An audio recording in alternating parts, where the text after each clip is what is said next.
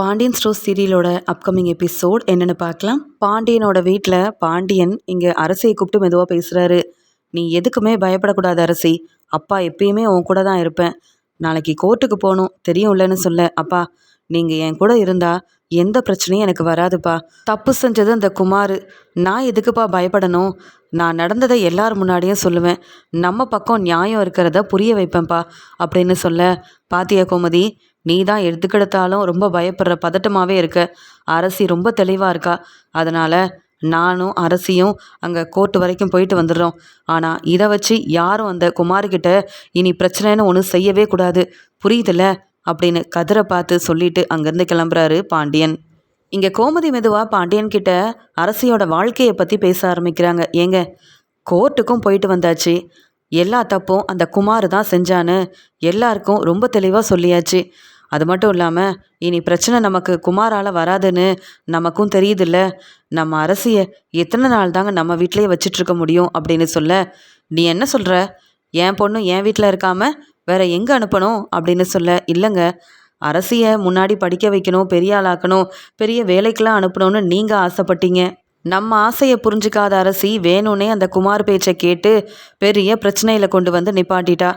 இப்போ தான் அங்கே கோர்ட் மூலமாக எல்லாமே நமக்கு சாதகமாக நல்லதாகவே நடந்துருச்சுல்ல. இனி அந்த குமார் நம்ம பொண்ணு பக்கமோ இல்லை அந்த குமார் வீட்டில் உள்ளவங்க நமக்கோ எந்த பிரச்சனையும் தரமாட்டாங்கன்னு கோர்ட்டில் தெளிவாக அவங்க முடிவை சொல்லிட்டாங்கல்லங்க. நம்ம அரசிக்கும் இனி அந்த குமாருக்கும் எந்த சம்மந்தமும் கிடையாது. அதனால் அரசிக்கு நம்ம ஒரு நல்ல இடமா பார்த்து நல்ல மாப்பிள்ளையாக பார்த்து கல்யாணம் பண்ணி வச்சா என்ன அப்படின்னு கோமதி பேசும்போது உடனே பாண்டியனும் என்ன சொல்கிற? இப்போ தான் இங்கே அரசி கொஞ்ச நாளாக நம்ம எல்லார்கிட்டையும் நல்லபடியாக பேசி சந்தோஷமாக இருக்கா. இப்போ மறுபடியும் கல்யாண பேச்ச ஆரம்பித்தா அரசி என்ன நினைப்பானே தெரியாதே அப்படின்னு சொல்லும்போது, அவன் நினைக்க என்னங்க இருக்குது? அரசி வாழ்க்கை மேலே நம்மளுக்கு அக்கறை இருக்குது. இனி குமாரால் நம்ம அரசிக்கு எந்த பிரச்சனையும் வராதுல்ல. நம்ம பொண்ணு தான் தப்பு செய்யலைன்னு எல்லாருக்கும் தெரிஞ்சிருச்சே. தப்பு செஞ்சது நம்ம குடும்பத்தை அவமானப்படுத்தணும்னு நினச்சதுன்னு எல்லாமே என் அண்ணன் சக்திவேலும் அந்த குமாரும் போட்ட திட்டத்தால் தான்னு எல்லாருக்கும் புரிஞ்சிருச்சுல. அப்புறம் என்னங்க நமக்கு பிரச்சனை? நாம் யாரை பார்த்துங்க பயப்படணும்? எந்த பிரச்சனையும் வராதுங்க. ஏன் உங்கள் அக்கா கிட்ட மறுபடியும் போய் அந்த சதீஷை நம்ம பொண்ணுக்காக கேட்டால் அவங்க தரமாட்டேன்னு சொல்லிடுவாங்களா? அப்படியே அவங்க தரலனாலும் என்னங்க, நம்ம பொண்ணு நம்ம முடிஞ்ச அளவு படிக்க வச்சுருக்கோம். நம்ம சொந்தக்காரங்க எத்தனை பேர் இருக்காங்க. யார்கிட்டையாவது கேட்டு ஒரு நல்ல பையனாக பார்த்து கல்யாணம் பண்ணி வச்சா தானேங்க நமக்கும் அது பெருமையாக இருக்கும். எத்தனை நாள் தான் அரசியை நம்ம வீட்டுக்குள்ளேயே வச்சுருக்கிறது அப்படின்னு சொல்ல.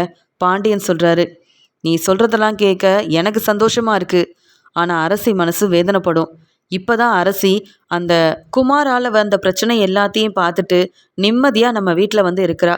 இப்போ போய் என் அக்கா கிட்ட மறுபடியும் சதீஷை அங்கே வந்து என் பொண்ணுக்கு கல்யாணம் பண்ணி கொடுன்னு சொன்னால் நான் அவமானப்பட்டு நிற்கணும்.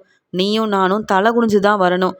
ஏன் இந்த கல்யாணத்துக்காக 10 லட்ச ரூபா பணம் செலவு பண்ணியிருக்கோன்னு என் அக்காவும் என் மாமாவும் வீடு தேடி வந்து என் அக்கா நான் தம்பின்னு கூட பார்க்காம அந்த பேச்சு பேசிட்டு போக அந்த பணத்தை திருப்பி கொடுத்ததுக்கப்புறமா தான் என் அக்கா நிம்மதியாக அமைதியாக கிளம்பி போனாலே தவிர்த்து அந்த பணத்தை திருப்பி தரலனா கூட வீட்டு வாசலில் நின்று என் அக்கா என்னை அவமானப்படுத்தியிருப்பாங்க. சதீஷனவோ நல்ல பையன்தான். அவன் வந்து நம்ம குடும்பத்துக்கு நல்லது மட்டும்தான் செய்யணும்னு நினச்சான். ஆனால் என்ன செய்ய, நமக்கு சரியான ஒரு அமைப்பு நம்ம குடும்பத்துக்குன்னு கைக்கூடி வரலையே. அப்படி இருந்திருந்தா அப்போவே கல்யாணம் நடந்து நம்ம வீட்டு பொண்ணு அரசி என் அக்கா வீட்டுக்கு மருமகளாக சந்தோஷமாக தான் வாழ்க்கையை ஆரம்பிக்க கிளம்பி போயிருக்க மாட்டாளா? அந்த குமாரால் வந்த பிரச்சனையை சமாளிக்க முடியாமல் இப்போ தான் கோர்ட்டில் நல்ல ஒரு முடிவு கிடச்சது, சந்தோஷத்தில் இருக்கும். இப்போ போய் மறுபடியும் அரசிக்கிட்ட கல்யாண விஷயத்தை பற்றி பேசியே ஆகணுமா? ஆனால் ஏன் அக்கா கிட்ட போயிட்டு மறுபடியும் இந்த அரசியை உங்கள் வீட்டு மருமகளாக ஏற்றுக்கோங்கன்னு சொல்கிற எண்ணம் எனக்கு கொஞ்சம் கூட இல்லை. என் அக்கா மறுபடியும் என்னை அவமானப்படுத்தி தான் அனுப்புவாங்க. அந்த நிலைமை எனக்கு வரக்கூடாது. நான் அவமானப்பட்ட வரைக்கும் போதும் அப்படின்னு சொல்ல. சரிங்க, அதுக்குன்னு அரசி வாழ்க்கையை பற்றி யோசிக்காமையே இருந்துருதா அப்படின்னு சொல்லும்போது, ஏன் அரசிக்கு கல்யாணம் தான் பண்ணி வைக்கணுமா? என் பொண்ணை படிக்க வைக்கக்கூடாதா என்ன அப்படின்னு பாண்டியன் கேட்க. என்னது, மறுபடியும் காலேஜில் அனுப்பி படிக்க வைக்க போகிறீங்களா அப்படின்னு சொல்லும்போது, ஆமாம், என் பொண்ணு நல்லா படிக்கணும். ராஜி, மீனா எல்லாம் படிக்க போய் தானே நல்ல வேலை கிடைக்கணும் ராஜி நினச்சிட்ருக்கா. அதே மாதிரி நல்ல வேலையில் மீனா இருக்கா. என் பொண்ணு அரசியும் கை நிறைய சம்பாதிக்கிற ஒரு வேலைக்கு போகட்டும். அதுக்கப்புறமா அரசிக்கு என்ன பிடிச்சிருக்கு, அவள் மனசில் என்ன இருக்குன்னு தெரிஞ்சுக்கிட்டு நம்ம ஒரு நல்ல இடமா பார்த்து கல்யாணத்தை பேசி முடிப்போம். அது வரைக்கும் நாமளாக ஒரு முடிவெடுக்கக்கூடாது. அரசிக்கிட்ட இதை பற்றி நானே பேசுகிறேன் கோமதி. இதிலெல்லாம் நம்ம இனி அவசரப்படக்கூடாது. நம்ம பொண்ணு மேலே நாம் முதல்ல நம்பிக்கை வைக்கணும் அப்படின்னு பாண்டியன் இங்கே வந்து அரசி முதல்ல படித்து முன்னேறணும், அதுக்கப்புறம் கல்யாணத்தை பற்றி பார்த்துக்கலாம், இப்போ அரசிக்கிட்ட நம்ம இதை பற்றி பேசணும்னு நினைக்கிறாரு. ஆனால் கோமதிக்கு அரசி வெளியில் போய் படிக்க போகிறதெல்லாம் வேண்டாம் அப்படின்னு நினைக்கிறாங்க. எல்லாரும் உட்காந்து பேசிகிட்டு இருக்கும்போது அங்கே வந்த பாண்டியன் சிரிச்சுக்கிட்டே அரசிக்கிட்ட சொல்கிறாரு, என்னம்மா அரசி என்ன செய்கிறேன்னு கேட்க, அப்பா நான் அண்ணிங்கக்கிட்டலாம் உட்காந்து பேசிகிட்டு இருக்கேன்ப்பா, ரொம்ப சந்தோஷமாக இருக்குப்பா அப்படின்னு சொல்லும்போது, அதே சந்தோஷத்தோட நீ எப்பயும் இருக்கணும் அரசி, அதுதான் எனக்கும் ஆசை அப்படின்னு சொல்ல, ஏன்பா அரசி இந்த வீட்டில் நீ சந்தோஷமாக தானே இருக்கேன்னு கேட்க, ஆமாப்பா நான் ரொம்ப சந்தோஷமாக இருக்கேன். நான் எவ்வளோ பெரிய தப்பு பண்ணேன், அதெல்லாம் மன்னிச்சு என்னை மறுபடியும் இந்த வீட்டுக்கு கூட்டிகிட்டு வந்து என்னை இம்புட்டு நல்லா பார்த்துக்கிறீங்களே, அப்புறம் எனக்கு எப்படிப்பா சந்தோஷம் இல்லாமல் இருக்கும் அப்படின்னு சொல்லும்போது, அது இருக்கட்டும்ப்பா, இப்போ நீ எங்கள் வீட்டில் இருக்க, மேற்கொண்டு என்னெல்லாம் செய்யலான்னு நினைக்கிற, இல்லை உனக்கு ஒரு நல்ல வாழ்க்கையை நாங்கள் அமைச்சு கொடுக்கணும்னு நினச்சாலும் அதை நாங்கள் கண்டிப்பாக செய்வோம்ப்பா அரசி அப்படின்னு சொல்லும்போது, அப்பா என்ன கேட்க வரீங்கப்பா அப்படின்னு சொல்ல, உடனே மீனாவும், மாமா அரசிக்கு இப்போ கல்யாண ஏற்பாடு எதுவும் செய்யணும்னு நினைக்கிறீங்களா, அந்த குமாரால் பிரச்சனை வராதுன்னு நம்ம எல்லாருக்கும் தெரிஞ்சிருச்சுன்னு அரசிக்கு ஒரு நல்ல வாழ்க்கையை அமைச்சு கொடுக்கணும்னு நினைக்கிறீங்களா மாமா அப்படின்னு கேட்க, உடனே இங்கே பாண்டியன் சிரிச்சுக்கிட்டே, எனக்கும் அதில் ஆசை இருக்குப்பா, ஆனால் கோமதி தான் பொண்ணுக்கு ஒரு நல்ல வாழ்க்கையை அமைச்சு கொடுக்கணும், அது நம்ம பொறுப்பு தானே அப்படின்னு சொல்லிட்டு இருக்கா. அரசி மனசில் என்ன இருக்குன்னு தெரிஞ்சுக்க நான் விருப்பப்படுறேன்னு சொல்லும்போது அரசி சொல்கிறாங்க, அப்பா இனி என் வாழ்க்கையில் நானாக எந்த முடிவையும் எடுக்க மாட்டேன், அப்படி நான் முடிவெடுத்து பெரிய தப்பு பண்ண வரைக்கும் போதும், நீங்கள் என்ன நினைக்கிறீங்களோ அதையே செய்யுங்கப்பா, கண்டிப்பாக உங்கள் விருப்பத்துக்கு மட்டும்தான் நான் வந்து ஒத்துப்பேனே தவிர்த்து நானாக எந்த முடிவையும் எடுக்க போகிறதில்ல. இப்போதைக்கு என் மனசில் எதுவுமே இல்லைப்பா, சந்தோஷமாக உங்கள் கூட நான் இங்கே இருக்கணும், அதுவே போதும்ப்பா அப்படின்னு சொல்கிறாங்க. உடனே ராஜியும், ஏன் அரசி நீ தான் படிக்கணும்னு ஆசைப்பட்டல்ல, இப்போ கல்யாணம் முக்கியமா இல்லை படித்து முன்னேற போறியான்னு நீ யோசிக்கணும்னு மாமா கேட்குறாங்க, இப்போவாது தெளிவாக ஒரு முடிவெடுக்கலாம்ல அப்படின்னு சொல்ல, அப்பா நான் படிக்கட்டுமா, அப்போ நான் படிக்கிறேன்னு சொன்னால் நீங்கள் என்னை படிக்க வைப்பீங்களாப்பா அப்படின்னு சிரிச்சுக்கிட்டே கேட்க, என்னப்பா அரசி இப்படி கேட்டுட்ட, நீ என்ன சொன்னாலும் இந்த அப்பா உனக்காக செய்வேன்னு உனக்கு தெரியாதா, நீ மறுபடியும் காலேஜுக்கு போய் படிக்கிறேன்னு சொன்னாலும் உனக்காக நான் இருக்கேன், உன்னை நான் படிக்க வைப்பேன். இல்லைப்பா எனக்கு நீங்கள் கல்யாணம் பண்ணி வைங்க, நீ எனக்கு ஒரு நல்ல வாழ்க்கையை அமைச்சு கொடுங்கப்பா, அதுவும் உங்கள் விருப்பம்தான்னு நீ சொன்னாலும் நானே நல்ல ஒரு மாப்பிள்ளையாக பார்த்து உனக்கு ஒரு நல்ல வாழ்க்கையை அமைச்சு கொடுப்பேன்ப்பா, ஏன்னா உன் மேலே எனக்கு அம்புட்டு நம்பிக்கை இருக்குது, என் பொண்ணை பற்றி தெரியாதா, நீ ரொம்ப கஷ்டப்பட்டுட்ட, 2 குடும்பமும் ஒன்று சேரப்போகுது அப்படின்னு நினச்சி அந்த குமார் பேச்சை நம்பி நீ ரொம்ப ஏமாந்துட்ட, இனி உன் வாழ்க்கையில் நீ சந்தோஷமாக இருக்கணும், அதுக்கு நீ என்ன சொன்னாலும் நான் செய்வேன் அப்படின்னு பாண்டியன் சொல்கிறாரு. உடனே கோமதியும், என்னங்க இதெல்லாம் அரசிக்கிட்ட கேட்டுக்கிட்டு, நான் தான் சொன்னேன்ல நமக்கு தெரிஞ்சவங்க மூலமாக இங்கே அரசிக்கு ஒரு நல்ல மாப்பிள்ளையை பார்க்க சொல்லுங்கள், எல்லாருக்கும் நம்ம அரசியை பற்றி தெரியுங்க, அரசி எந்த தப்பும் செய்யலை, அது மட்டும் இல்லாமல் கண்டிப்பாக அரசி குணத்துக்கு நல்ல மாப்பிள்ளை நல்ல ஒரு வரன் கிடைக்குங்க அப்படின்னு சொல்லும்போது அரசி சொல்கிறாங்க, இப்போதைக்கு கல்யாணம் வேண்டாம்ப்பா, ஏற்கனவே அங்கே வந்து முத்துவேல் வீட்டில் நான் மருமகளாக இருந்தேன்ல, அப்போ எனக்கு கல்யாணமே பண்ணிக்க கூடாதுன்ற ஒரு எண்ணமே வந்துருச்சு, இப்போ நான் சொல்கிறேன், நானும் படித்து முன்னேறணும், உங்களை தலைநிமிர வைக்கணும், என்னை புரிஞ்சுக்கிட்டு தேடி மாப்பிள்ளை வருவாங்கப்பா, அந்த சமயம் நல்ல வரனா பார்த்து எனக்கு கல்யாணம் பண்ணி வைங்க, இப்போ எனக்கு யாருடைய வீட்டுக்கும் மருமகளாக போகணுன்ற எண்ணமே இல்லை நான் வீட்டிலே இருந்துடுறேன்ப்பா அப்படின்னு சொல்ல, என்னம்மா நீ படிக்கணும் அவ்வளவுதானே, நீ படிக்கிறதுக்கு எல்லா ஏற்பாடையும் நான் செய்கிறேன், உனக்கு துணையாக ராஜி தங்கமயில் இங்கே வந்து மீனானு எல்லாரும் இருக்கும்போது நீ எதுக்குமே கண்கலங்கி நிற்கக்கூடாது, உங்கள் அண்ணி மாதிரியே நீ நல்லபடியாக படிக்கணும், சரியான சொல்ல, கண்டிப்பாக படிப்பேன்ப்பா, உங்களுக்காகவே நல்லபடியாக படிப்பேன், இன்னும் நான் நிறைய படிப்பேன்ப்பா, நான் படித்து முன்னேறினாதான் என் வாழ்க்கைக்கு நல்லது, இந்த படிப்பு எனக்கு கை கொடுத்தா ரொம்ப நல்லதுப்பா, படிக்க வேண்டிய நேரத்தில் சரியாக படிப்பில் கவனமே இல்லாமல் நான் செஞ்ச பெரிய தப்பால் தானப்பா இவ்வளோ பெரிய பிரச்சனை வந்தது, இப்போ புரிஞ்சுக்கிட்டேன்ப்பா, படிப்பு வாழ்க்கையில் எவ்வளோ முக்கியன்றது எனக்கு ரொம்ப புரிய வந்துருச்சுப்பா, நீங்களே மறுபடியும் மனசு மாறி என்னை படிக்க வைக்கிறேன்னு சொன்னதுக்கப்புறமா நான் எப்படிப்பா படிக்க மாட்டேன்னு சொல்வேன்? நீங்கள் என்னை படிக்க வைங்கப்பா. இப்போ எனக்கு கல்யாணம்லாம் வேண்டாம்ப்பா. அம்மா எனக்கு கல்யாணம் வேண்டாமான்னு சொல்ல, அதானே நீ எப்படி என் பேச்சை கேட்ப அப்படின்னு சொல்கிறாங்க. இல்லை கோமதி, நம்ம பொண்ணை படிக்க வச்சு நல்ல பெரிய வேலைக்கு அனுப்பணும். அப்போ தான் அந்த குமாருக்கு அவங்க அண்ணன் வீட்டில் உள்ள எல்லாருக்கும் புரியும். நம்ம எப்படிப்பட்டவங்க, அரசியோட அருமை பெருமை தெரியாமல் இப்படி ஒரு தப்பை செஞ்சிட்டோமேன்னு அந்த குமாருக்கு புரிய வைக்கணும்.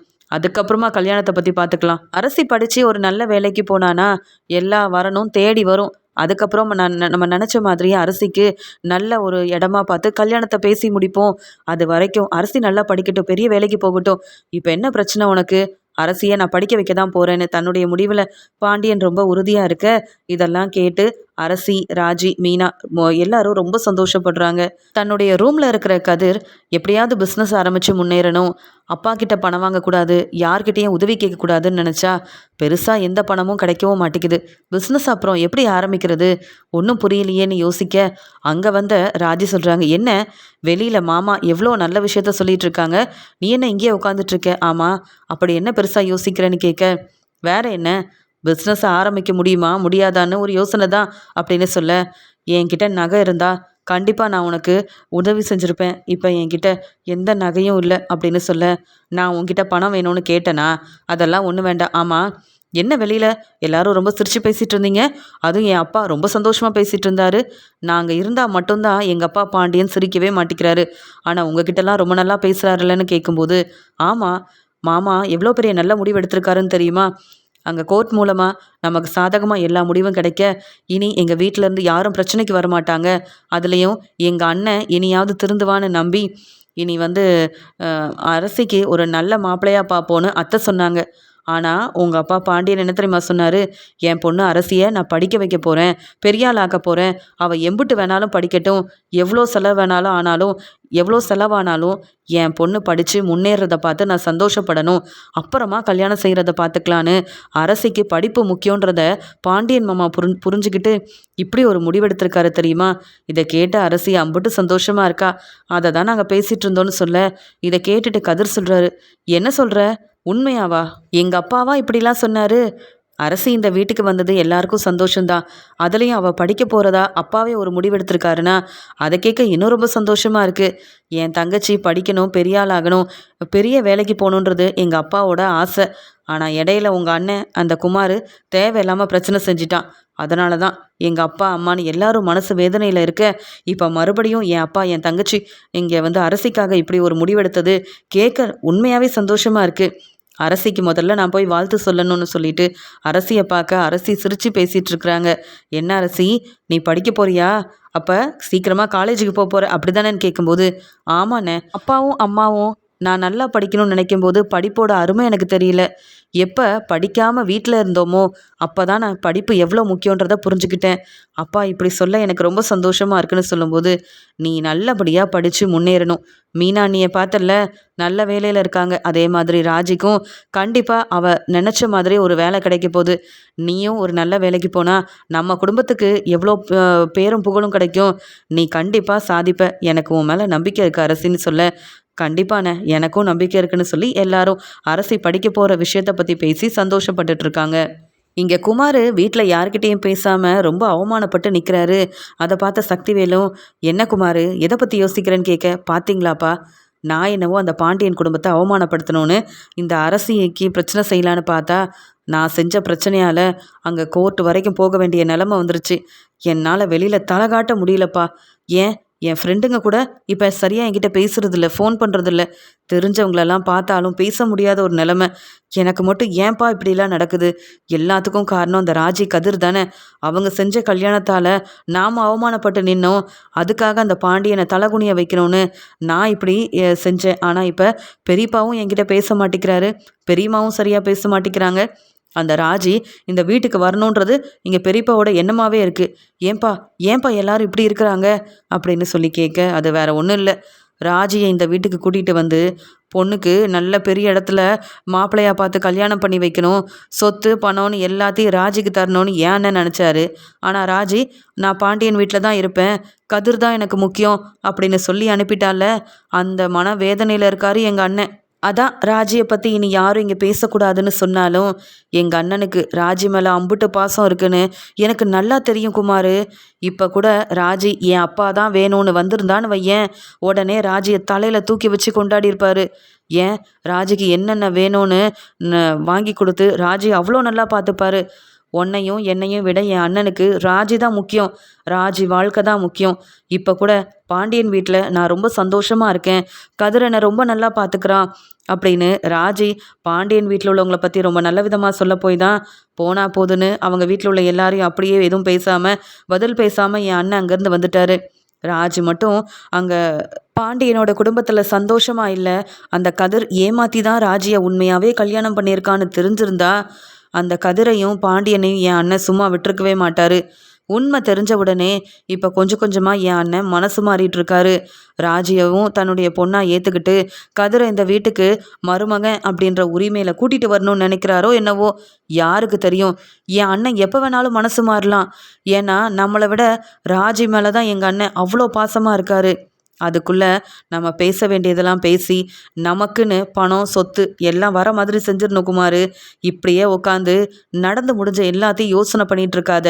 அந்த அரசியை பாரு, அவங்க அவங்க வீட்டில் அரசியை படிக்க வைக்க போகிறாங்களாம். அரசி இன்னும் நல்லா படித்து மீனா மாதிரி பெரிய வேலைக்கு போகிறாளாம். நீ என்னடானா வெளியில் போனாலே எல்லாரும் அவமானப்படுத்துகிறாங்கன்னு நடந்ததை நினச்சி யோசனை பண்ணிட்டு இருந்தேன்னு வையி, நாம் என்னைக்கும் தலை நிமிர்ந்து நிற்க முடியாது. நீ செய்கிறத செஞ்சுட்ட, அவ்வளவுதான். இதுக்கு மேலே அதை பற்றி பேச வேண்டாம். என் அண்ணன்கிட்ட நாம் புதுசாக பிஸ்னஸ் ஆரம்பிக்க போகிறோன்னு சொல்லி நிறைய பணத்தை வாங்குவோம். என் அண்ணன் இப்போ இருக்கிற நிலமையில என்ன ஏதுன்னு கேட்க மாட்டார். தன்னுடைய பொண்ணை பற்றி மட்டும்தான் யோசனை பண்ணிகிட்ருக்காரு.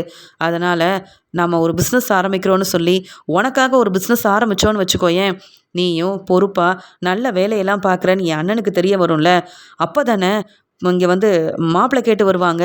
நமக்கும் இந்த வீட்டுக்கு உன்னால் ஒரு மருமக வரணும்னு நாங்கள் யோசிக்க மாட்டோமா என்ன அப்படின்னு சொல்லும்போது, அப்பா இதெல்லாம் கேட்க நல்லா இருக்குது.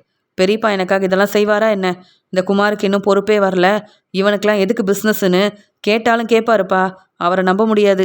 இனி என்னால் அரசிக்கு எந்த பிரச்சனையும் வராதுன்னு தெரிஞ்சுக்கிட்டு பாண்டியன் அரசி மேலே உள்ள நம்பிக்கையில் படிக்க வச்சு பெரிய ஆளாக்கணும்னு நினைக்கிறாரு. ஆனால் பெரியப்பா எனக்கு பொறுப்பே இல்லைன்னு என்னை மில்லுக்கு கூட வர வேண்டான்னு சொல்கிறாரு. சொல்லப்போனால் என்னை பார்த்தாலே பெரியப்பாவுக்கு கோவம் வருது. என்னால் தான் நிறைய பிரச்சனை வந்துருச்சு, உன்னை பற்றி தான் எல்லாரும் என்னை கேள்வி கேட்குறாங்கன்னு பெரியப்பா இப்போ வர வர என் மேலே கோவப்படுறாருப்பா. நான் வேற பிஸ்னஸ் ஆரம்பிக்கணும்னு சொன்னாலே கண்டிப்பாக பெரியப்பா 2 பேரும் நம்பவே மாட்டாங்க. இதை பற்றி நீங்களே பேசுங்க, நான் இதில் தலையிட விரும்பலை. அப்படி பிஸ்னஸ் ஆரம்பித்தா நான் தான்ப்பா அந்த பிஸ்னஸ்க்கு ஓனராக இருப்பேன். நீங்கள் சொன்ன மாதிரி எனக்கும் நிறைய பொறுப்பு இருக்குது, நானும் சாதிச்சு காட்டுவேன்னு புரிகிற மாதிரி பெரியப்பாக்கு நல்ல விதமாக நான் உழைச்சி முன்னேறுவேன்ப்பா அப்படின்னு சொல்ல, சரி சரி கொஞ்சம் பொறுமையாரு, எங்கள் அண்ணனோட நிலைமை என்னன்னு புரிஞ்சுக்கிட்டு அவர் மனசில் என்ன இருக்குன்னு தெரிஞ்சுக்கிட்டு நம்ம பிஸ்னஸ் ஒன்று சேர்ந்து ஆரம்பிக்க போகிறோன்னு பேசி உனக்கு ஒரு நல்ல முடிவாக என் அண்ணன்கிட்டேருந்து வாங்கி கொடுக்குறேன். நம்ம நினைக்கிற மாதிரி பணம் பிஸ்னஸ்ன்னு நம்ம பெரிய ஆள் ஆகணும். இனி என் அண்ணனை பற்றிலாம் எனக்கு கவலை இல்லை. நீ வெளியில் வந்ததே பெருசு. உன்னை நான் நல்லபடியாக தலை நிமிர்ந்து நிற்க வைக்கணும்னா இதெல்லாம் நான் செஞ்சுதான் ஆகணும் குமார். உனக்காக அப்பா என்ன வேணாலும் செய்வேன் அப்படின்னு சொல்லிட்டு போக குமார் சந்தோஷப்படுறாரு. ராஜியும் கோமதியும் கிச்சனில் நின்று வேலை செஞ்சிட்ருக்காங்க. அந்த சமயம் இங்கே ரொம்ப சந்தோஷமாக கதிர் வீட்டுக்குள்ளே வந்து, ராஜி எங்கே இருக்க அப்படின்னு கூப்பிட, நான் கிச்சனில் வேலை செஞ்சிட்ருக்கேன், இப்போ என்ன உனக்கு அப்படின்னு கேட்க, ஸ்வீட்டோட வந்து முதல்ல இந்த ஸ்வீட்டை எடுத்துக்க ஏன் அப்படின்னு சொல்ல, ஸ்வீட்டா எனக்கு எதுக்கு அப்படின்னு கேட்க, உடனே கோமதி சொல்கிறாங்க, ஏம்மா ராஜி, உனக்காக என் பையன் ஆசையாக வாங்கிட்டு வந்திருக்கான். வாங்கிட்டு வந்தவங்கிட்ட சந்தோஷமாக பேசாமல் எதுக்குன்னு கேட்குற? என்னவா இருந்தால் என்ன, முதல்ல ஸ்வீட் எடுன்னு சொல்லும்போது உடனே அமைதியாக நிற்கிறாங்க இங்கே ராஜி. இதை பார்த்துட்டு கதிரும், இங்கே வா ராஜி அப்படின்னு தனியாக கூப்பிட்டு போயிட்டு, என்ன ராஜி, நான் ஆசையாக உனக்கு ஸ்வீட்டெல்லாம் வாங்கிட்டு வரேன், எடுத்துக்க மாட்டியா, எடுத்து சாப்பிட மாட்டியா என்ன அப்படின்னு சொல்ல, ஏன் நீ என் மேலே ரொம்ப அக்கறையாக இருக்கியா? என் மேலே கொஞ்சம் கூட பாசம் அக்கறை எதுவுமே உனக்கு இல்லை.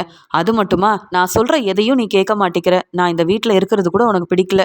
அதனால தானே என் அப்பாவும் அம்மாவும் என்னை கூப்பிட்டப்ப நீயே ஒரு முடிவு எடுத்துக்கோ, உங்கள் அப்பா அம்மா கூட போகலாம் அப்படின்ற மாதிரி பேசினேன். அதனால் நீ கொடுக்குற ஸ்வீட்டை நான் எடுத்துக்கணுமா அப்படின்னு பேசுகிறாங்க. இருந்தாலும் நான் இப்போ சொல்ல போகிறத கேட்டால் நீ ரொம்ப சந்தோஷப்படுவ, கண்டிப்பாக இந்த ஸ்வீட்டை எடுத்துப்ப அப்படின்னு சொல்கிறாரு. அப்படி என்ன பெரிய சந்தோஷம் எனக்கு கிடைக்க போகுது? இப்போ இந்த வீட்டில் உங்கள் எல்லாருக்கூடையும் இருக்கிறது தான் எனக்கு பெரிய சந்தோஷமே அப்படின்னு சொல்கிறாங்க. ராஜி, நீ நினச்சது உனக்கு கிடைக்க போகுது. அதை கேட்டேன்னா நீ ரொம்ப சந்தோஷப்படுவ. என்னன்னு சொல்லட்டுமா? நீயும் நானும் யாருக்கும் தெரியாமல் நீ போலீஸ் ஆகணுன்ற ஆசையில் போய் பரீட்சை எழுதுனல்ல அப்படின்னு சொல்ல. ஆமாம், அதை பற்றி மட்டும் சொல்லாத. எனக்கு நான் போலீஸ் ஆவனா ஆக மாட்டேனான்னு தினமும் யோசித்து ரொம்பவே பதட்டமாக இருக்குது தெரியுமான்னு சொல்ல. நீ எழுதின பரீட்சையில் நீ பாஸ் ஆகிட்ட. சொல்லப்போனால் நீ போலீஸ் ஆக போகிற அப்படின்னு சொல்கிறாரு. உண்மையாவா சொல்கிறேன்னு கேட்க, இப்போ நீ ஸ்வீட் எடுத்துக்கிறியா? இந்த சந்தோஷம் எப்படி இருக்குது அப்படின்னு சொல்ல. உண்மையாவே நான் நினச்சி பார்க்கல. நீ இதுக்காக தான் ஸ்வீட்டெல்லாம் கொடுத்தியா அப்படின்னு ரொம்ப சந்தோஷமாக இருந்த ராஜி அந்த ஸ்வீட்டை எடுத்து முதல்ல கதிருக்கு ஊட்டி விடுறாங்க. கதிர் இதை பார்த்து ரொம்ப சந்தோஷப்படுறாரு. என்ன 2 பேரும் சிரிச்சுக்கிட்டே நிற்கிறீங்க? இப்போ தான் அந்த ராஜி ரொம்ப கோவமாக ஸ்வீட்டெல்லாம் எடுக்க மாட்டேன்னு சொன்னா அப்படின்னு கோமதி கேட்கும்போது, அம்மா உங்களுக்கு ஒன்று தெரியுமா? ராஜி போலீஸ் ஆக போகிறாமா. அவள் பரீட்சை எழுதுனால பாஸ் ஆயிட்டாமான்னு சொல்ல. இது எப்படா நடந்தது? எனக்கு தெரியாமல் நீங்கள் 2 பேரும் என்னெல்லாம் செஞ்சு வச்சுருக்கிறீங்க பாரு. ஆனாலும் ராஜி, நீ நினச்ச மாதிரியே சாதிச்சுட்ட. நல்லா படித்து நீ பெரிய ஆளாகணும்னு நினச்ச மாதிரி நீ ஆசைப்பட்ட வேலை உனக்கு கிடச்சிருச்சு. இதை நினச்சா எனக்கு ரொம்ப சந்தோஷமாக இருக்குது ராஜி. நாங்கள் மட்டும் இல்லை, உன் அப்பா உன் வீட்டில் உள்ளவங்க எல்லாரும் இதை கேட்டால் அம்பிட்டு சந்தோஷப்படுவாங்க அப்படின்னு ராஜிக்கிட்ட சொல்ல. ஆமாத்த அப்படின்னு பேசிகிட்டு இருக்க அங்கே தங்கமயில், அரசி, மீனான்னு எல்லாரும் வராங்க. ராஜி உடனே ஸ்வீட்டெல்லாம் கொடுத்து நடந்த விஷயத்த சொல்கிறாங்க. இப்படி ஒரு பெரிய வாய்ப்பு கிடச்சிருக்கு. பரீட்சை எழுதி அதில் பாஸ் ஆகி இப்போ நான் நினச்ச வேலைக்கு போகிறேன்னு சொல்ல. உடனே மீனா, பாத்தியா ராஜி, இங்கே நீ நினச்ச எல்லாத்தையும் நீ சாதிச்சிருக்கேன்னா அதுக்கு காரணம் கதிர் தான். கதிர் எம்புட்டு உன் மேலே பாசமாக இருக்கான்னு இனியாவது நல்லபடியாக புரிஞ்சுக்கிட்டு நீங்கள் 2 பேரும் சந்தோஷமாக இருக்கணும். புரியுதுல ராஜி அப்படின்னு சொல்லி பேசிகிட்டு இருக்காங்க. அங்கே தங்கமயிலும், எனக்கு ரொம்ப சந்தோஷமாக இருக்குது ராஜி, நீ நினச்ச மாதிரியே நல்லபடியாக படித்து முன்னேறணும். அது மட்டும் இல்லாமல் அரசி வாழ்த்து சொல்கிறாங்க. இப்படி எல்லாரும் சந்தோஷமாக ஸ்வீட்டெல்லாம் சாப்பிட்டுட்ருக்க. என்ன நீங்கள் பேசுகிறதெல்லாம் எனக்கு வெளியில் வரைக்கும் கேட்குது. என்ன கோமதி, என்னாச்சுன்னு கேட்க, என்னங்க எப்படிங்க சொல்கிறது, முதல்ல இந்த ஸ்வீட் எடுங்க அப்படின்னு சொல்கிறாங்க கோமதி. என்னாச்சு? ஏன் உன் பையன் புதுசாக பிஸ்னஸ் ஆரம்பிக்க பணம் கிடச்சிருச்சா, இல்லை பிஸ்னஸ் ஆரம்பிச்சிட்டானா அப்படின்னு கேட்கும்போது, அதுவும் நடக்கதாங்க போகுது. அப்போ புரிஞ்சுப்பீங்க கதிர் யாருன்னு. இப்போ என் பையனை நீங்கள் ஏளனமாக பேசினாலும் அவமானப்படுத்தினாலும் என் பையனால் என் மருமக ராஜி இப்போ அவன் நினச்ச வேலைக்கு போகிறா. ஆமாங்க, ராஜி போலீஸ் ஆக போகிறாளாம். இப்போ தாங்க இவங்க 2 பேரும் எனக்கே சொன்னாங்க. அதாங்க ஸ்வீட்டெல்லாம் கொடுத்தேன்னு சொல்ல. ஏப்பா ராஜி, அதுக்கு ஏதோ பரீட்சையெல்லாம் எழுதணும்ல, நீ எப்போப்பா எழுதுன? இல்லை, நீ காலேஜில் போய் படித்தா எனக்கு தெரியும் அப்படின்னு சொல்லும்போது, மாமா நான் பரீட்சையெல்லாம் எழுதிட்டேன் மாமா, எனக்கு உதவி செஞ்சதே கதிர் தான் அப்படின்னு சொல்லும்போது, ஆமாம் ஆமாம், நான் கூட வெளியில் யாருக்கும் தெரியாமல் ராஜியை கூப்பிட்டு போய் பரீட்சை எழுத வச்சுட்டேன். அதெல்லாம் முடிஞ்சிருச்சு. இப்போ ராஜிக்கு வேலையே கிடச்சிருச்சு. அதை பற்றி ஏன் பேசணும் அப்படின்னு சமாளிக்கிறாரு கதிர். அதானே, நீ என்ன செஞ்சாலும் எங்ககிட்ட சொல்லிட்டு செய்ய மாட்டியே. பரவாயில்ல, இந்த வேலையவாது சரியாக செஞ்சு ராஜிக்கு ஒரு நல்ல வேலை கிடைக்கிற மாதிரி செஞ்சல, அது வரைக்கும் போதும். நீ ராஜியை கல்யாணம் பண்ணிக்கிட்டதையும் எங்ககிட்ட சொல்லலை. ராஜி இப்போ இப்படி ஒரு வாய்ப்பு கிடைக்க போகுதுன்னு பரீட்சை எழுத கூப்பிட்டு போனதையும் எங்ககிட்ட சொல்லலை. ஆனால் நீ செஞ்சதுலேயும் ஒரு நல்லது நடந்திருக்கு. அதனால் நான் உன்னை திட்டாமல் அமைதியாக இருக்கேன். புரியுதுல்ல? என்ன செய்கிறதா இருந்தாலும் வீட்டில் இருக்க பெரியவங்க கிட்ட சொல்லிட்டு செய்யணும். ஆனால் ராஜியை நினச்சி எனக்கு அவ்வளோ பெருமையாக இருக்குது. நல்லா படித்து முன்னேறணும்னு நினச்ச ராஜியோட மனசுக்கு ஏற்ற மாதிரியே இப்போ ராஜிக்கு ஒரு நல்ல வேலை கிடச்சிருக்கு. இதெல்லாம் நான் எதிர்பார்த்தது தான். ஏப்பா ராஜி, இப்போ உனக்கு சந்தோஷம் தானே? நீ வேலைக்கு போகலாம்ப்பா, நல்லா சம்பாதிக்கலாம். நீ தலை நிமிர்ந்து இருந்தா எனக்கு பெருமைப்பா அப்படின்னு சொல்ல. மாமா, நீங்கள் இப்படி சொல்வீங்க, என்னை பாராட்டுவீங்க அப்படின்னு நான் நினச்சி கூட பார்க்கல. நீங்கள் மனசு மாறினதே எனக்கு சந்தோஷம்தான் மாமா அப்படின்னு கோமதி கிட்டையும் பாண்டியன் கிட்டையும் இங்கே ராஜியும் கதிரும் ஒன்றா ஆசீர்வாதம் வாங்கிக்கிறாங்க. உடனே இங்கே கோமதி சொல்கிறாங்க, எப்படி ராஜிக்கு இப்படி ஒரு நல்ல வாய்ப்பு கிடச்சி அவள் வேலையில் சேர போகிறாளோ அதே மாதிரி நீயும் பிஸ்னஸ் ஆரம்பித்து முன்னேறணும். நீங்கள் 2 பேரும் நினச்ச வாழ்க்கையை வாழ்ந்து சந்தோஷமாக இருக்கணும்னு சொல்ல பாண்டியன் கண் கலங்கி நிற்கிறாரு.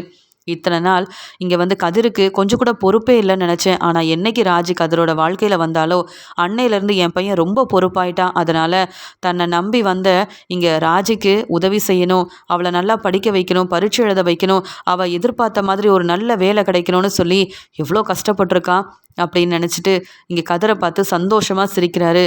உடனே ராஜி சொல்கிறாங்க, மாமா இதெல்லாம் என்னால் நடக்கலை மாமா. சொல்லப்போனால் நான் ஆசைப்பட்ட மட்டும்தான் செஞ்சேன். படிக்கணுன்றது என்னுடைய ஆசை. ஆனால் நீ நல்லா படித்தா முன்னேறுவேன்னு கதிர் எப்பயுமே என்கிட்ட சொல்லிகிட்டு இருப்பாரு. கதிர் அவரை பற்றி ஒரு நாளும் யோசிச்சதில்ல. நான் நல்லா படித்து முன்னேறணுன்றதுக்காக எனக்கு என்னெல்லாம் தெரியுமா உதவி செஞ்சார்.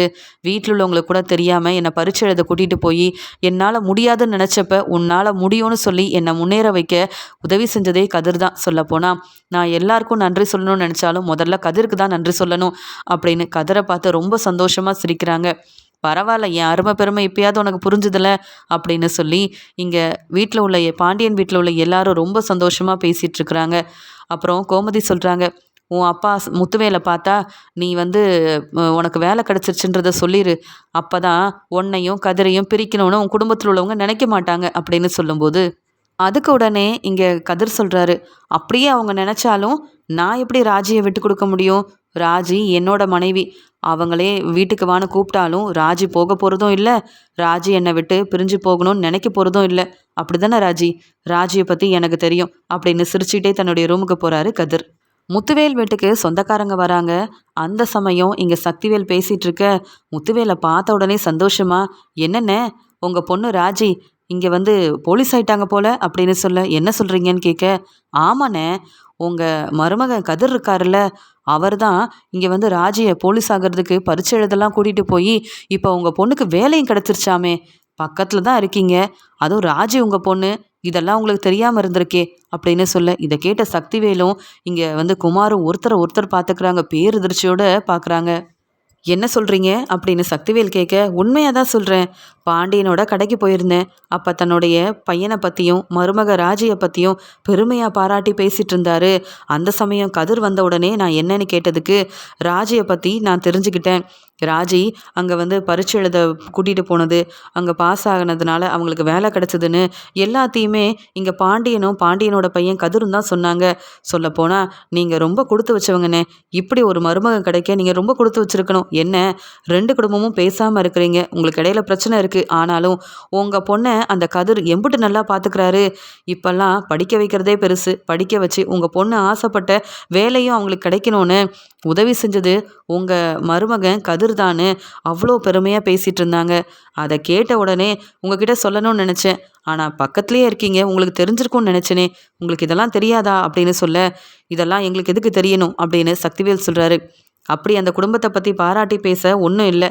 ராஜி படிச்சிருக்கா, வேலை கிடச்சிருக்கு, அம்பிட்டு தான். மற்றபடி அந்த கதிர் என்ன செஞ்சான் பெருசா? இதை கேட்ட முத்துவேல் மனசு மாறிடக்கூடாதுன்னு சக்திவேல் இப்படி பேசினாலும், இந்த ராஜி படித்து பெரிய போலீஸ் ஆயிட்டாளா? நம்ம பையன் ஒன்றும் செய்யாமல் அவமானப்பட்டு வீட்லேயே இருக்கான் நம்ம குமார் அப்படின்ற மாதிரி யோசிக்கிறாரு. இதை கேட்ட முத்துவேலுக்கும் இங்கே வடிவுக்கும் அவ்வளோ சந்தோஷம். நம்ம பொண்ணு கதிரை நம்பி அந்த வீட்டில் இருக்கேன், கதிர் என்னை ரொம்ப நல்லா பார்த்துக்கிறாருன்னு சொன்னது ரொம்ப உண்மை. அப்போ கூட நான் புரிஞ்சிக்கல, இப்போ நான் புரிஞ்சுக்கிட்டேன். கதிரால் தான் என் பொண்ணு படித்து நல்ல பரீட்சை எழுதி இப்போ அவளுக்கு ஒரு நல்ல வேலை கிடச்சிருக்கு. என் வீட்டில் இருந்தால் கூட நான் ராஜிக்கு இவ்வளோ உதவி செஞ்சுருக்க மாட்டேன். நானாக பார்த்து ஒரு மாப்பிள்ளைய ராஜிக்கு கல்யாணம் பண்ணி வச்சுருந்தா கூட இப்படி ஒரு நல்ல வாய்ப்பு என் பொண்ணுக்கு கிடச்சிருக்காது. கதிரை கல்யாணம் பண்ணிக்கிட்டு அதான் நான் ரொம்ப சந்தோஷமாக இருக்கேன்னு என் முன்னாடி சொல்லி என்னை அனுப்பியிருக்கா போல். இங்கே ராஜிக்கும் கதிருக்கும் கண்டிப்பாக நான் நன்றி சொல்லணும். இப்படி வீடு தேடி வந்த சொந்தக்காரங்க கூட பாண்டியனையும் என் மாப்பிள்ளை கதிரையும் பாராட்டி பேசுகிறாங்கன்னா அதுக்கு காரணம் அவங்க 2 பேரோட நல்ல மனசுன்றதை நான் புரிஞ்சுக்கிட்டேன் அப்படின்னு கண் கலங்கினேன். இங்கே முத்துவேலும் வடிவை பார்க்குறாரு. உடனே வடிவு மெதுவாக சொல்கிறாங்க, பார்த்தீங்களா, இங்கே ராஜி பிடிக்காம கதிரை கல்யாணம் பண்ணிக்கிட்டாலும் 2 பேரும் சந்தோஷமாக தாங்க வாழ்ந்துட்டு இருக்காங்க. இது புரியாமல் நாம் போய் நம்ம பொண்ணை நம்ம வீட்டுக்கு கூட்டிகிட்டு வரணும்னு நினச்சி எவ்வளோ பெரிய தப்பு பண்ணிட்டோம் அப்படின்னு சொல்லி 2 பேரும் மெதுவாக பேசிக்க, உடனே அப்பத்தான் சொல்கிறாங்க, என்ன வடிவு, இப்போயாவது பாண்டியன் வீட்டில் உள்ளவங்களை பற்றியும் கோமதியோட பையனை பற்றியும் புரிஞ்சுக்கிட்டீங்களா? என் பேத்தி ராஜி அங்கே பாண்டியன் வீட்டில் நல்ல மருமகளாக சந்தோஷமாக வாழ்கிறதுனால தான் அவங்க ராஜியை படிக்க வச்சு இம்பிட்டு பெரிய வேலை கிடைக்கிறதுக்கும் காரணமாக இருந்திருக்காங்க. இனியாவது புரிஞ்சுக்கோங்க அப்படின்னு சொல்ல, இங்கே முத்துவேல் வடிவு 2 பேரும் அங்கே கோயிலுக்கு கிளம்பி போகிறாங்க. அந்த சமயம் வேலை கிடைச்ச சந்தோஷத்தில் இங்கே ராஜி கதிர் கூட ரொம்ப சந்தோஷமாக கோமதின்னு எல்லாருமே அங்கே கோயிலுக்கு வந்திருக்காங்க. அங்கே ராஜியை பார்த்த உடனே முத்துவேல், என் பொண்ணு எவ்வளோ பெரிய வேலையில் சேர போகிறா அப்படின்னு கண் கலங்கி நிற்கிறாரு. உடனே இங்கே கோமதியும், ராஜி உன் அப்பா அம்மா வந்திருக்காங்க பாரு கோயிலுக்கு அப்படின்னு சொல்ல, அப்பா அப்படின்னு சந்தோஷமாக அங்கே போயிட்டு, அப்பா எனக்கு வேலை கிடச்சிருச்சுப்பா, நான் நினச்ச மாதிரியே நான் போலீஸ் வேலையில் சேர போகிறேன்ப்பா, உங்களை தேடி வீட்டுக்கு வரணும்னு நினச்சேன், என் மேலே கோவமாக இருப்பீங்களோ அப்படின்னு நினச்சிட்டு தான்ப்பா நாங்கள் வரல. நல்ல வேளை கோயிலுக்கே வந்துட்டீங்கப்பா. என்னை ஆசீர்வாதம் பண்ணுங்கப்பா அப்படின்னு சொல்லி வடிவுக்கிட்டையும் இங்கே முத்துவேல்கிட்டையும் அழுதுகிட்டே ராஜி வேலையில் சேர போகிறதையும் அவங்க கதிர் கூட சந்தோஷமாக தான் வாழ்கிறதையும் சொல்லி ஆசீர்வாதம் வாங்குறாங்க.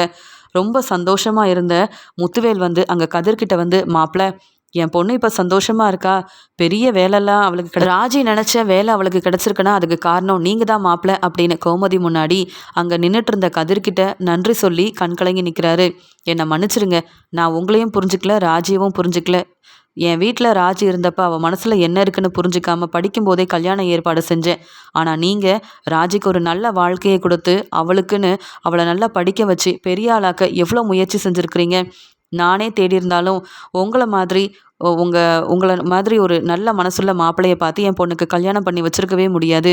ராஜியை பற்றி இனி நான் கவலைப்பட போகிறதில்ல. நீங்கள் எல்லாரும் ராஜியை எம்பிட்டு நல்லா பார்த்துக்கிறீங்கன்னு எனக்கு நல்லாவே தெரியும். நீங்களும் ராஜியும் எப்பயும் சந்தோஷமாக இருக்கணும் அப்படின்னு சொல்லி என்னைக்கும் இல்லாமல் கதிர்கிட்ட ரொம்ப சந்தோஷமாக பேசி செஞ்ச தப்புக்கெல்லாம் மன்னிப்பு கேட்டது மட்டும் இல்லாமல் ராஜிக்கிட்டையும் இங்கே கதிர்கிட்டையும் நன்றி சொல்கிறாங்க. ரொம்ப சந்தோஷமாக பேசிகிட்டு இருக்காரு முத்துவேல். அண்ணே, நீ மனசு மாறினதை பார்க்க எனக்கு எவ்வளோ சந்தோஷமாக இருக்குது தெரியுமா? இன்னைக்கு உன் பொண்ணு இவ்வளோ பெரிய வேலைக்கு போகிறானா அதுக்கு உண்மையாகவே காரணம் கதிர் தானே. நீ ராஜியை மட்டும் இல்லை கதிரையும் மருமகனாக ஏற்றுக்கிட்டல, அதுவே போதும். அண்ணி எனக்கு ரொம்ப சந்தோஷமாக இருக்குன்னு ரெண்டு குடும்பத்தில் உள்ளவங்களும் இந்த ராஜிக்கு கிடைச்ச வேலையால் ஒன்று சேர்ந்தது மட்டும் இல்லாமல் இங்கே முத்துவேல் ரொம்ப சந்தோஷமாக கதிர்கிட்டையும் ராஜிக்கிட்டையும் பேசுகிறத பார்த்து இங்கே கோமதி ரொம்ப சந்தோஷப்படுறாங்க. வீட்டுக்கு வந்த உடனே ராஜிக்கு அவ்வளோ சந்தோஷம். கதிரோட கையை பிடிச்சிக்கிட்டு நீ செஞ்ச உதவிக்கு ரொம்ப நன்றின்னு சொல்ல சந்தோஷப்படுறாரு கதிர். ஆமாம் கதிர், என் அப்பாவும் அம்மாவும் உன்னை பாராட்டி பேசுனது மட்டும் இல்லாமல் என்கிட்டயும் பேசி உன்னால தான் நான் நல்லா படித்து பாஸ் ஆகி எனக்கு வேலை கிடச்சிருக்குன்னு என் அப்பா மனசு மாறிட்டாரு அப்படின்னு சந்தோஷப்படுறாங்க ராஜி.